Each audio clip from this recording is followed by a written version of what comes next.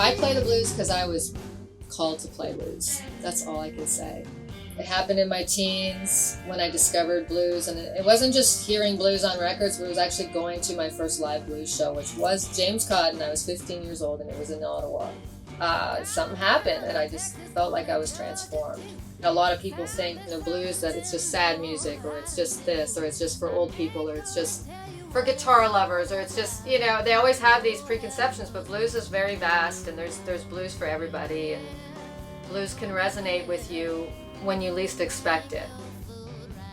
And it's there to help people, and it's there to bring people together. So I just felt really connected when I saw that performance. I felt really elated. I felt uplifted. And I thought, well, that's the best I've ever felt in my life, so I might as well try to figure out how to do that.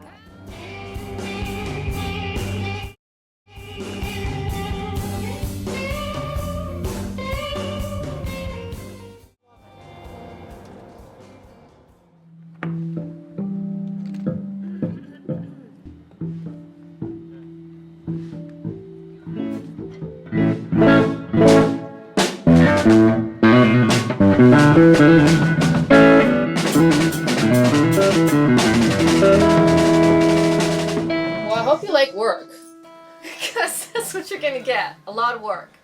It's a lot of work. So if you like work, which I do, I love to get up with a purpose. I mean, I love to play my guitar, but there's so many more aspects to this job that playing the guitar almost seems like sometimes the smallest thing I get to do now. We should have set lists. Yeah. Hey, Michelle, do you want to print up set lists? It's all two. And it's the same set we've been doing, minus Boogie Real Low, I think. Okay. And there's another one. That set I gave you, you have a picture of it? The two off? The two off that are marked. Okay. Rig rundown for the Elmo show. I'm using a Fender Twin Reverb and a Fender Bassman 410 59 Bassman reissue. So I'm using both those amps. I haven't decided which is going up and which is coming straight out. I'm still messing with the direction of them. We're just kind of messing around with blending them and the positioning of them. Got to get that big tone. So I don't use a lot of pedals as a rule. Not a lot of boxes, just a lot of amp volumes. That's what I go for. Keep the stage really clean.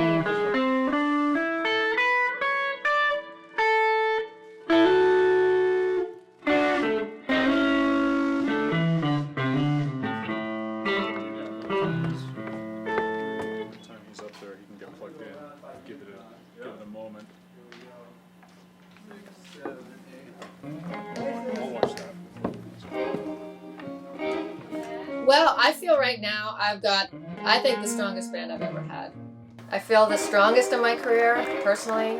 I feel like I'm playing the best in my career. I'm singing the best. I've got the best songs I've ever had, but I've also got the best touring band that I've ever had. When you're playing trio, it is a freedom thing. Like, there's a lot of space, so people have to know how to work within the space and to surrender to the space, too. Just let there be space.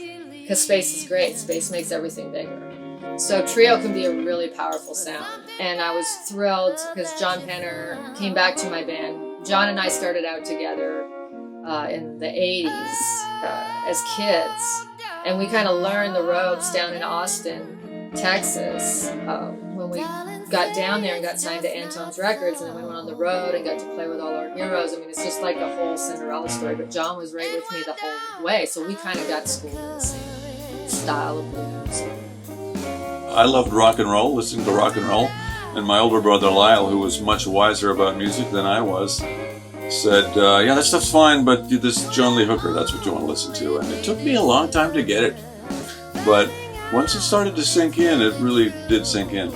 Corey, he came down to Austin, like him and his brother are both musicians. They came down a few years after we got to Austin. They were even younger than us. So we've known Corey for about 25, 30 years too. And he came up in the same school as us. So we all have the same, it's a language. I got started very early, probably introduced to blues around 10 or 11, and just felt like it made a lot of sense and started listening to a lot of blues and have been playing it ever since. You don't hire a bass player and a drummer. You have to hire a rhythm section. you can hire one drummer who's amazing and one bass player from here who's amazing, and if they don't jive, you don't have a rhythm section, and everything just sits there. So these guys are a really good rhythm section. I think they really complement each other. I feel like we're improvising a lot of the time. You know, even though the structure's there, I do feel like we're improvising. We're jamming.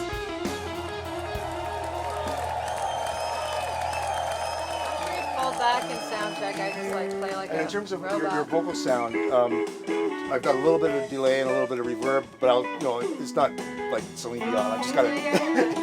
just a bit. It's not something like a totally dry. It takes a little bit of fluid, baby, we can really do it. So Looks great. I mean, it sounds amazing. Okay, good. Yeah. If you look at the Stevie Ray Vaughan video, the live at the El Mocambo, this is hanging over the drum kit. With the red, it's still the same piece of red tape on it. In LA, it's the Whiskey, and in London, it was the Marquee Club, and in New York, it was the Bottom Line, and here it was the El Mocambo.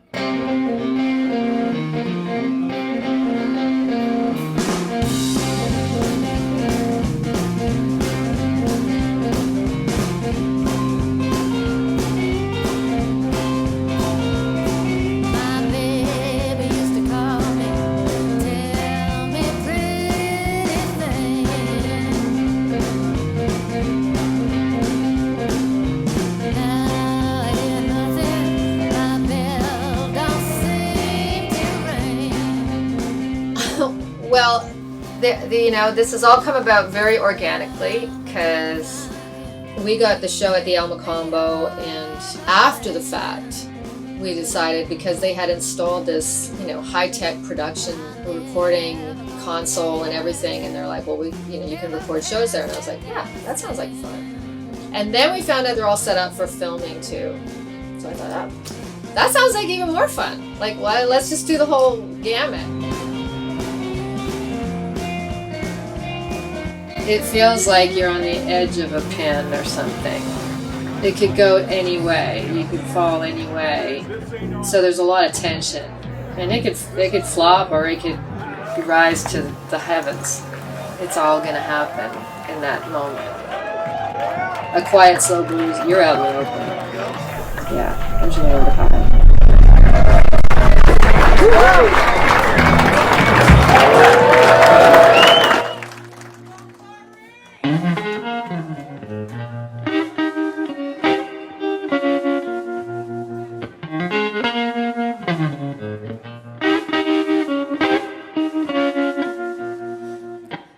Tell me what's the reason